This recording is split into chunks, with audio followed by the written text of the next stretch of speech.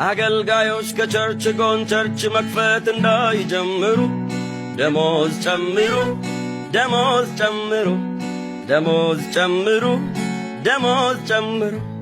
የአገልጋይ ልጆች ቤተ ክርስቲያንን መጥላት ሳይጀምሩ ደሞዝ ጨምሩ፣ ደሞዝ ጨምሩ፣ ደሞዝ ጨምሩ፣ ደሞዝ ጨምሩ።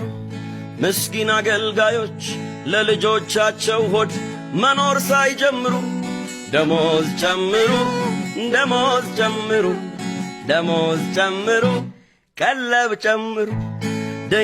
ቀዳዳ ጫማና ያረጀ ኮት ለብሰን በመድረክ ስንቆም ማንም ያላለ የ15 ሚሊዮን ሕንፃ እየተሠራ ለአገልጋይ ቀለብ መጨመር ተፈራ።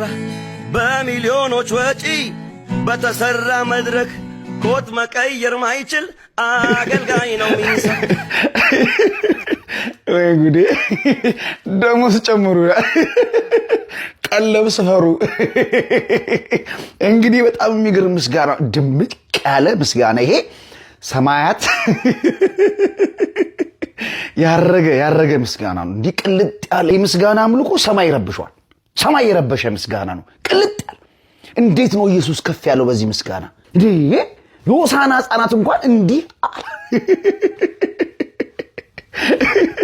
እንግዲህ ባረጀ ኮትና በተቀደደ ጫማ ወንጌል መስበክ አይቻልም እና ካሽዋን ቻፓዋን አምጡ ነው።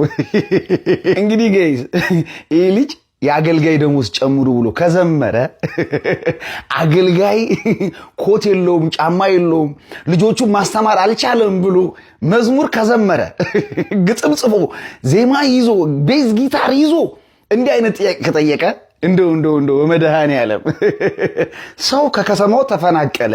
ብሔርተኝነትና ጎጠኝነት ደግሞ አገሪቷ ላይ እየሻገተ እየበሰበሰ ነው። ሰው መኖር አልቻለም።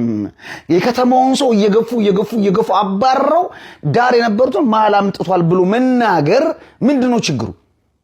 ምንድነው ችግሩ? አንተም ቤዝ ጊታር ይዛል፣ ቴዲ አፍሮም ቤዝ ጊታር ይዟል። ግጥሙ የማህበረሰቡን ችግር ማንጸባረቅ ነው። ታዲያ ምንድነው? ቢያንስ አንተ ዘማሪ ነህ፣ እሱ አንደኛውን ዘፋኝ ነው፣ ሙዚቀኛ ነው። አንተ እኮ ዘማሪ ሆነ ቁሳዊ ነገር ስለ ልብስ ስለ ቀለብ ነው የምታወራው። ወንጌል ይዘህ ማለት ነው። ቤዝ ጊታርን ይዘህ ደግሞ ልጅቷን ይዋት ደስ ብሏት ደሞዝ ጨምሮ እሷም አገልጋይና መሰለኝ እና ደሞዝ ጨምሩ ላይ ፈገግ የምትለው በቃ ደስ ብሏት አምልኮት ልቧን አቅልጦት ማለት ነው። እዚህ ግጥም ላይ ግን አንድ ነገር አለች። እኔ ምለው ማለት ነው ጋይስ፣ እኔ ማላቀው እናንተ የምታውቁት ነገር ካለ ኮሜንት ላይ ጻፉልኝ።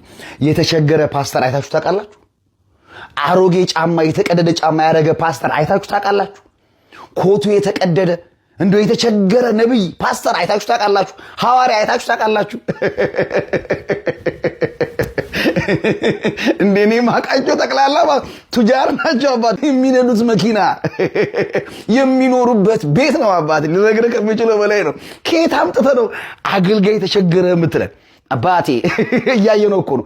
አልደበቁንም። እዚሁ አደባባይ ላይ ቲክቶክ ላይ ዩቲዩብ ላይ እያሳዩን እኮ የሚለብሱት ኮት የሚያረጉት ሸሚዝ አባቴ ምዕመኑ ነው እንጂ ጭርስ ያለው አባቴ ግራ የገባው ኑሮ እንዲህ ያደረገው ፓስተሩና ነብዩ አገልጋዩማ አባቴ ኑሯቸውን እናውቀዋለን።